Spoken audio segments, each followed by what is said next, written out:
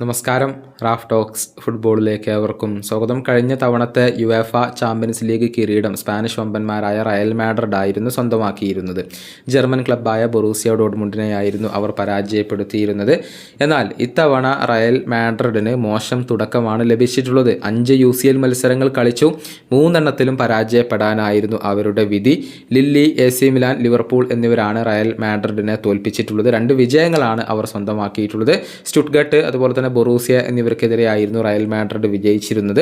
നിലവിൽ പോയിന്റ് പട്ടികയിൽ 24-ാം സ്ഥാനത്താണ് റയൽ മാഡ്രിഡ് ഉള്ളത്. ആദ്യ 8 സ്ഥാനക്കാർക്ക് മാത്രമാണ് നേരിട്ട് ആ ഒരു പ്ലേ ഓഫിലേക്ക് യോഗ്യത നേടാൻ സാധിക്കുക. ബാക്കിയുള്ളവർ യോഗ്യതാ മത്സരങ്ങൾ കളിക്കേണ്ടതുണ്ട്.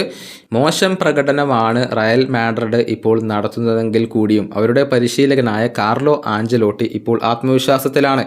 അതായത് അടുത്ത ചാമ്പ്യൻസ് ലീഗ് ഫൈനലിൽ ഒരു വശത്ത് റയൽ മാഡ്രിഡ് ഉണ്ടാകും എന്നാണ് അദ്ദേഹം പറഞ്ഞിട്ടുള്ളത്. എൽ ലാർഗറോ എന്ന മാധ്യമത്തിനാണ് ഈ പരിശീലകൻ ഈ ഒരു സന്ദേശം നൽകിയിട്ടുള്ളത്. ആഞ്ചലോട്ടിയുടെ വാക്കുകൾ ഇങ്ങനെയാണ്: ഒരു കാര്യം നിങ്ങൾ ഓർമ്മിച്ചു വെച്ചോളൂ, മ്യൂണിക്കിൽ വെച്ചുകൊണ്ട് നടക്കുന്ന ചാമ്പ്യൻസ് ലീഗ് ഫൈനലിൽ റയൽ മാഡ്രിഡ് ഉണ്ടായിരിക്കും, ഞങ്ങൾ അവിടെ കളിക്കളത്തിൽ ഉണ്ടായിരിക്കും. ഇതാണ് ഈ പരിശീലകൻ പറഞ്ഞിട്ടുള്ളത്.